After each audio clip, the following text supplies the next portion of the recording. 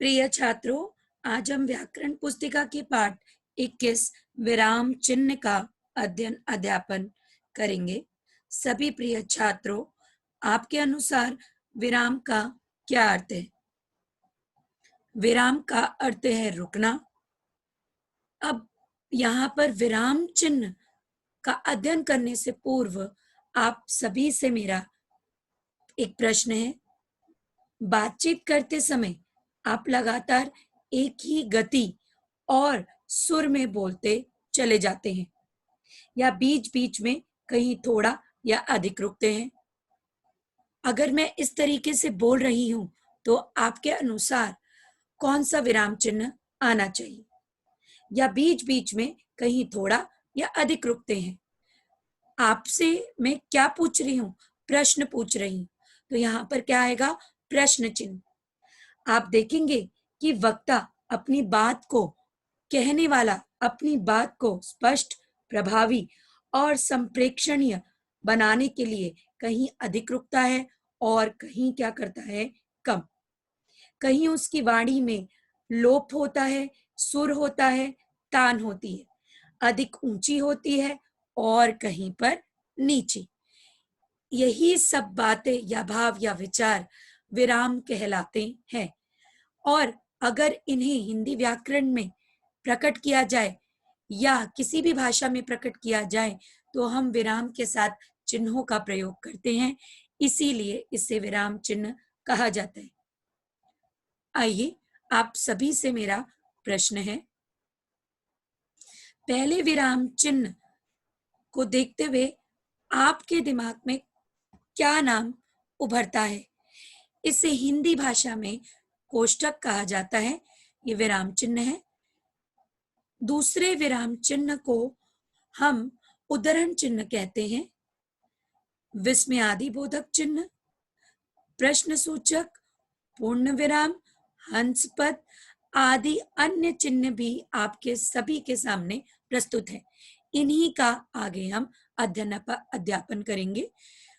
आइए सर्वप्रथम विराम चिन्ह से तात्पर्य क्या है, यह जानना अत्यंत आवश्यक है।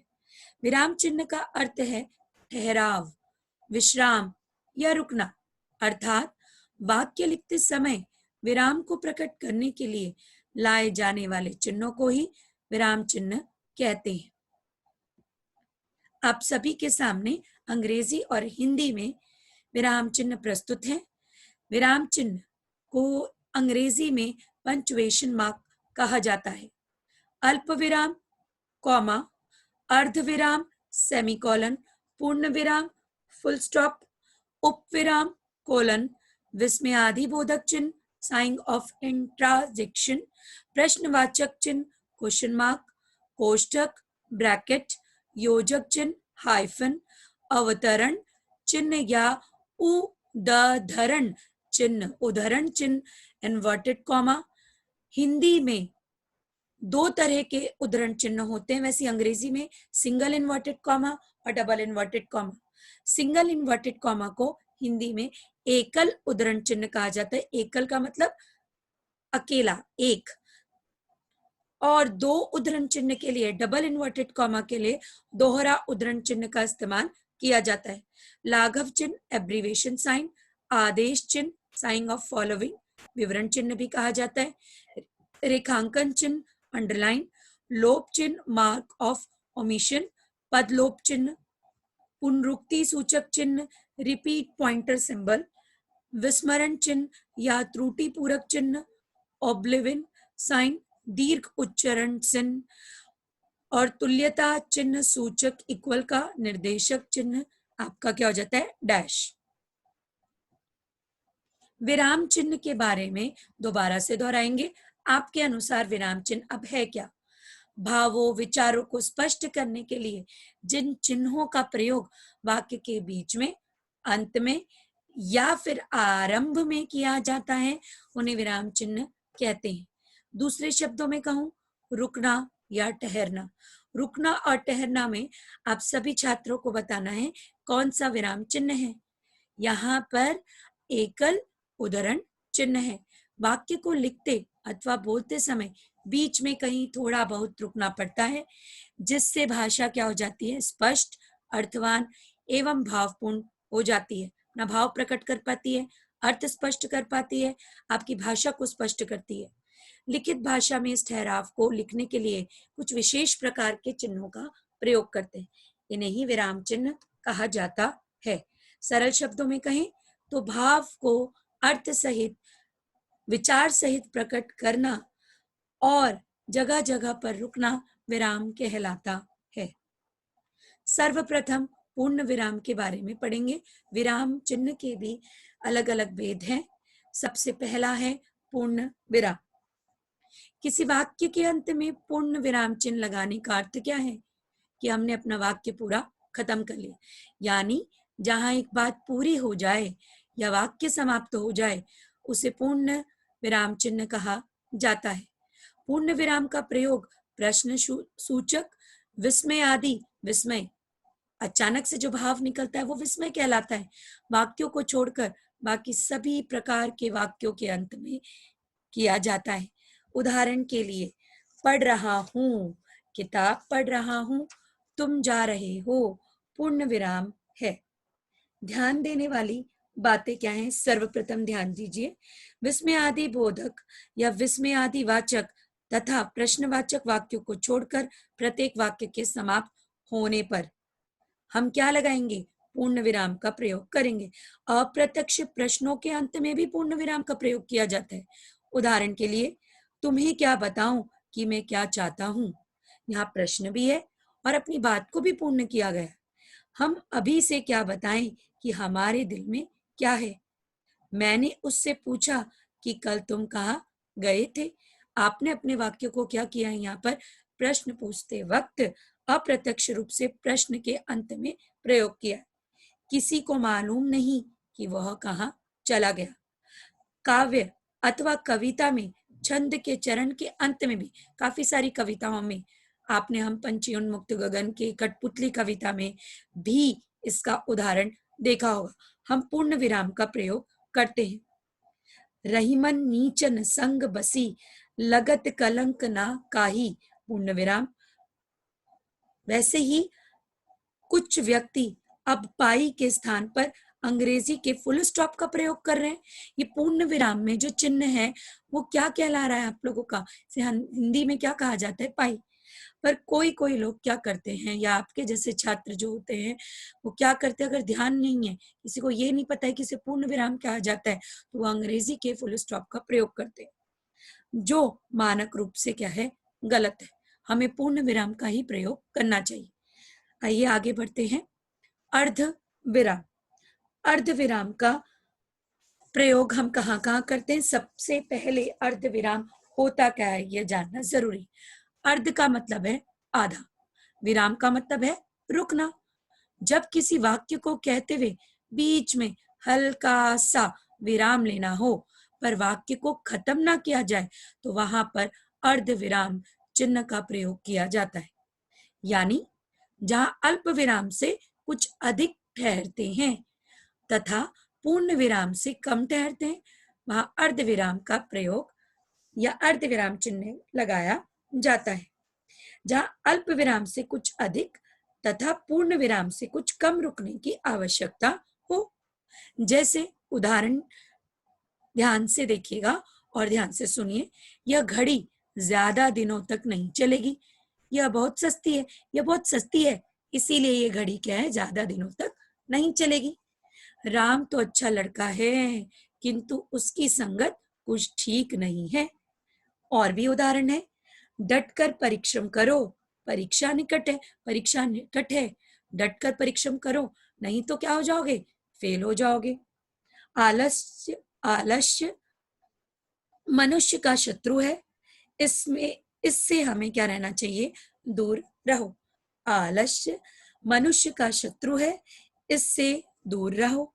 जीवन संग्राम में सब लड़ रहे हैं, कुछ जीतेंगे, कुछ क्या करेंगे, हारेंगे।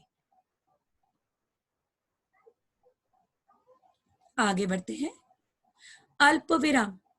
जब किसी वाक्य को प्रभावी रूप से कहने के लिए वाक्य में अर्ध विराम से ज्यादा परंतु पूर्ण विराम से कम विराम लेना हो तो अल्प विराम कहलाएगा।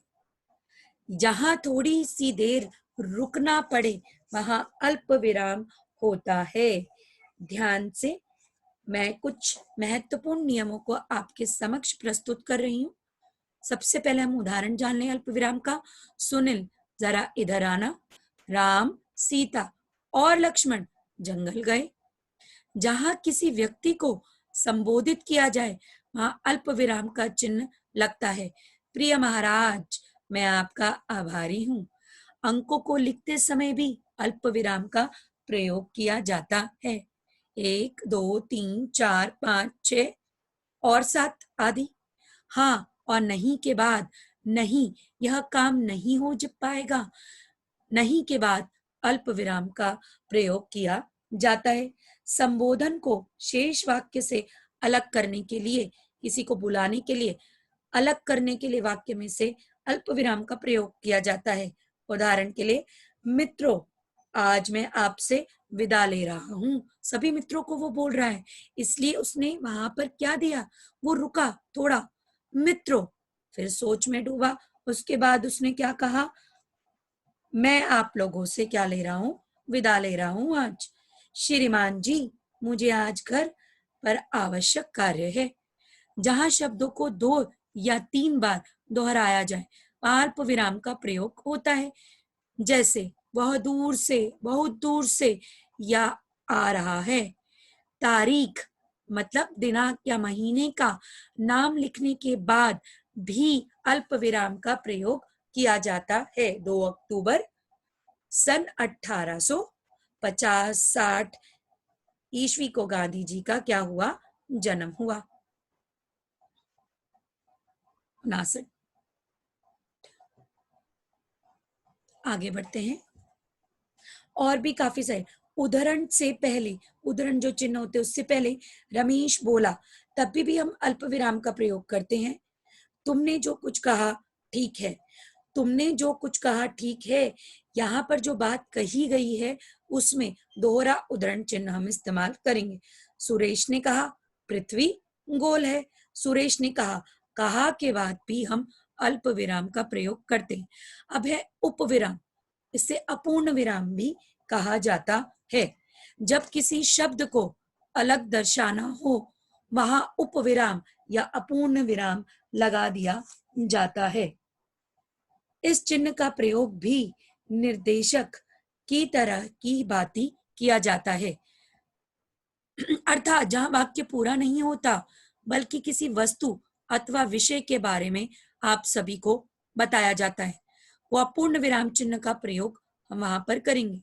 यानी जब किसी कथन को अलग दिखाना हो, अपनी बात को या किसी भी शब्द को अलग दिखाना हो, तब उप विराम का प्रयोग किया जाता है। जैसे प्रदूषण एक अभिशाप, प्रदूषण के बारे में ही हम उसके अभिशाप के बारे में ही बात करेंगे। उदाहरण, राम घर जाता है। उदाहरण दिया गया है कि राम घर जाता है। कृष्ण के अनेक नाम हैं। वो कौन कौन से नाम है, मोहन, गोपाल, गिरिधर आदि। अब आप सबके सामने मैं कुछ वाक्य प्रस्तुत कर रही हूँ। आप सभी ने सोचना है कि मैंने यहाँ पर काले छपे शब्दों के साथ किस विराम चिन्ह का प्रयोग किया है। वाह, क्या आलीशान घर है। रे तुम यहाँ, ओ यह तो उसके साथ बुरा हुआ। छी, कितनी गंदगी है यहाँ। मैंने आप सभी के सामने वाक्यों को भावों के साथ प्रस्तुत किया। अब आप मुझे बताइए, यहाँ पर वाह, रे, ओ और छी के साथ कौन सा विराम चिन्ह प्रस्तुत किया गया है या लगाया गया है। यहाँ पर विस्मय सूचक चिन्ह का प्रयोग किया गया है।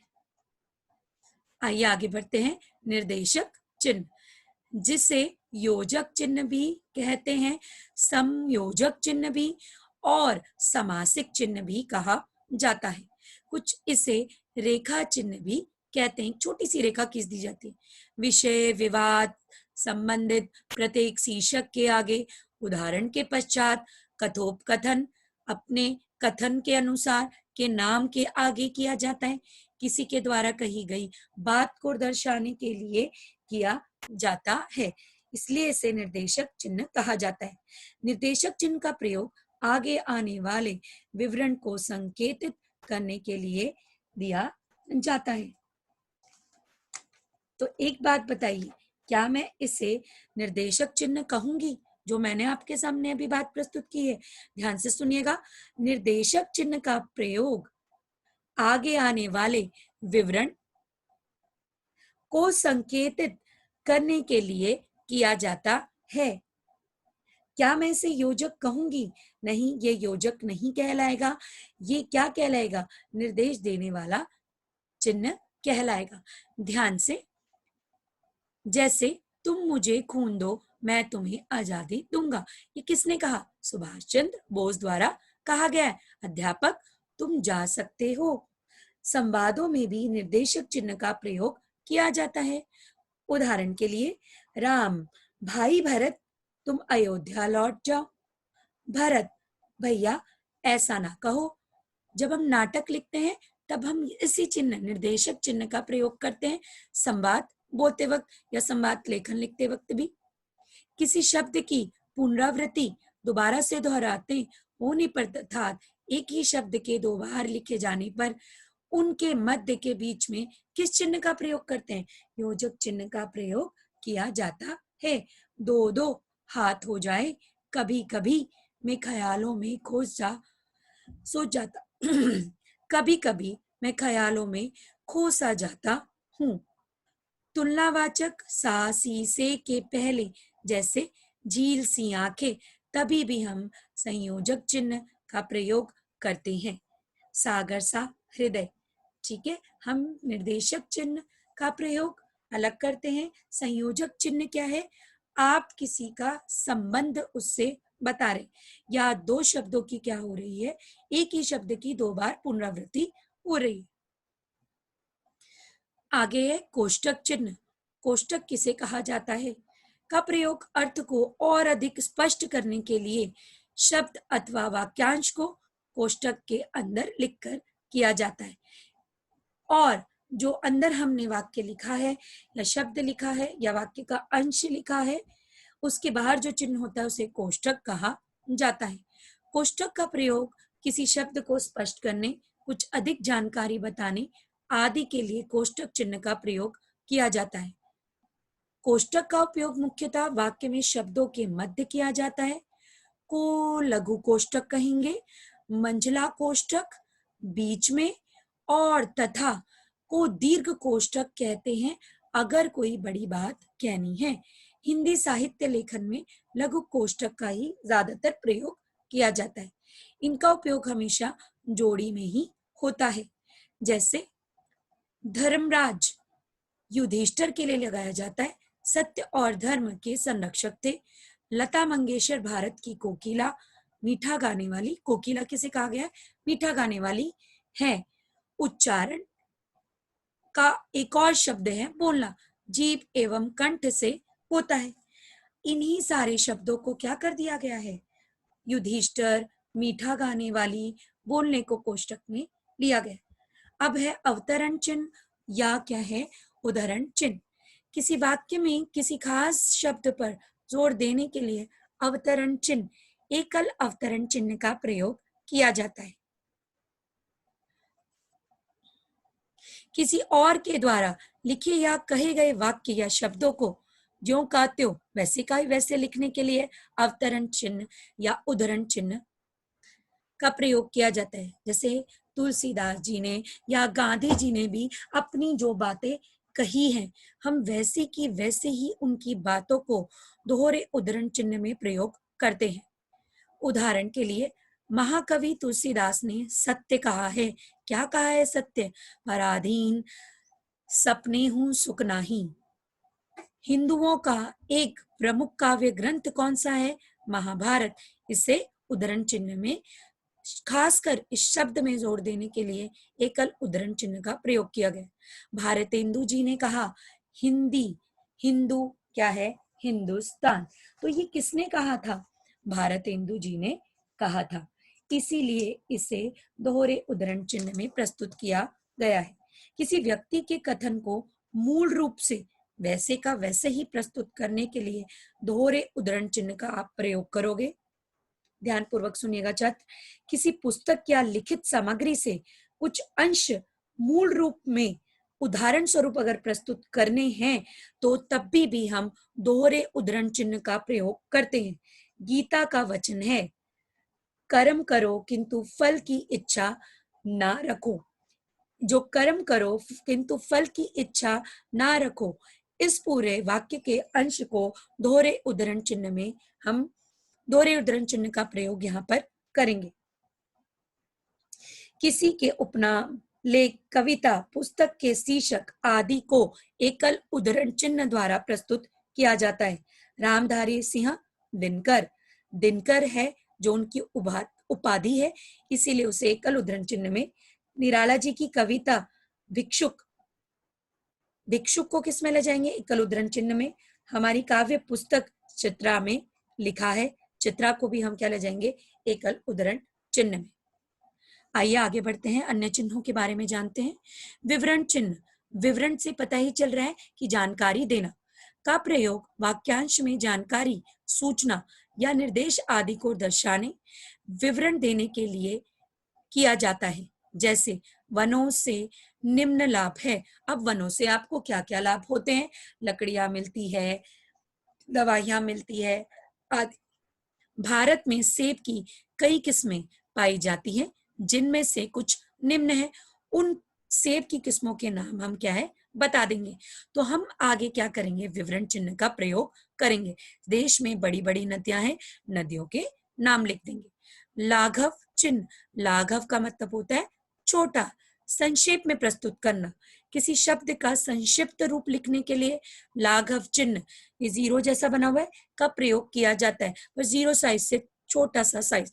आपने यहाँ पर बिंदी नहीं लगानी है, बिंदी लगाओगे अनुस्वार अनुनासिक बन जाएगी, या चंद्र बिंदु लगा दोगे तो अनुनासिक बन जाएगी, बिंदी लगा दोगे तो नुक्ता बन जाएगा, बिंदी लगा दोगे तो अनुस्वार बन जाएगा। तो यहाँ पर बिंदी नहीं है, लाघव चिन्ह, छोटा सा जीरो आप सबके सामने प्रस्तुत किया गया। यानी किसी बड़े शब्द को संक्षेप में लिखने के लिए कुछ अंश लिखकर लाघव चिन्ह का प्रयोग किया जाता है। इसको संक्षेपण चिन्ह भी कहते हैं। लाघव चिन्ह का अन्य नाम क्या है? संक्षेपण। जैसे पंडित के लिए प, प के ऊपर अनुस्वार और साथ में लाघव चिन्ह, प्रोफेसर, डॉक्टर आदि। और भी बहुत सारे। कृपया पन्ना उलटिए, तो क्री लाघव चिन्ह, प लाघव चिन्ह, उ लाघव चिन्ह। डॉक्टर में भी आप देख रहे हो लाघव चिन्ह है। नंदा प्रसाद सती, उदाहरण स्वरूप एन लाघव चिन्ह, पी लाघव चिन्ह, सती लाघव चिन्ह। हमें रोजाना, अब कुछ आप सभी के सामने वाक्य प्रस्तुत है और यहाँ पर काले छपे चिन्ह आप देख सकते हैं। इस चिन्ह को क्या कहेंगे? मैंने आप सभी के सामने शुरुआत में इस चिन्ह का वर्णन किया था, आपको इस चिन्ह का नाम बताया था। ध्यान पूर्वक मुझे बताइएगा। हमें रोजाना अपना कार्य चाहिए, अब कुछ ना कुछ तो यहाँ पर अधूरा है जो हमें यहाँ पर जोड़ना भूल गए या हम लिखना भूल गए। मैं पिताजी के साथ गया, अरे कहाँ गए थे? मैं कल को जाऊंगा, कहाँ जाऊंगा? तो इस चिन्ह को, ये काले छपे चिन्ह को क्या कहा जाएगा? त्रुटि पूरक या हंस पद कहा जाता है। गलती से कोई शब्द छूट जाना, जब लिखने में कुछ छूट जाता है तब इस चिन्ह का प्रयोग किया जाता है। दूसरों का डैश चिंतन करने वाले महापुरुष कहलाते हैं। यहाँ पर जो छूट गया वो क्या है? हित है। वैसे ही हमें रोजाना अपना कार्य करना चाहिए, करना यहाँ पर क्या है? छूट गया है। मैं पिताजी के साथ दिल्ली गया, दिल्ली शब्द छूट गया। मैं कल कोलकाता को जाऊंगा, तो कोलकाता छूट गया।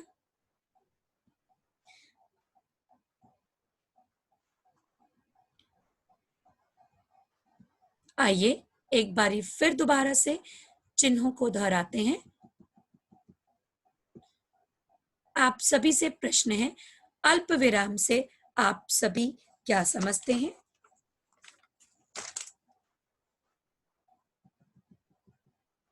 अर्ध विराम किसे कहा जाता है?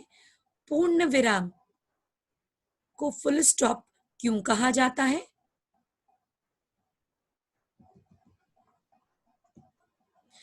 आप सभी के सामने विराम चिन्ह प्रस्तुत है।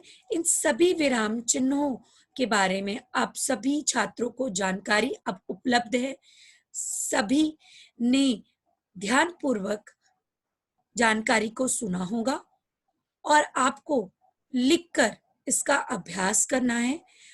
आप सभी मुझे यह बताइए कि स्क्रीन में जितने भी छपे हुए चिन्ह हैं, इन सब का क्या नाम है? आप एक कॉपी में इन चिन्हों का क्या करेंगे? नाम लिखेंगे।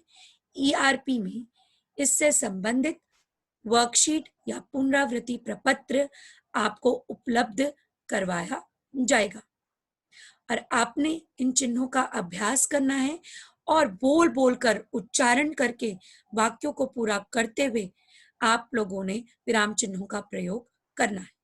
धन्यवाद।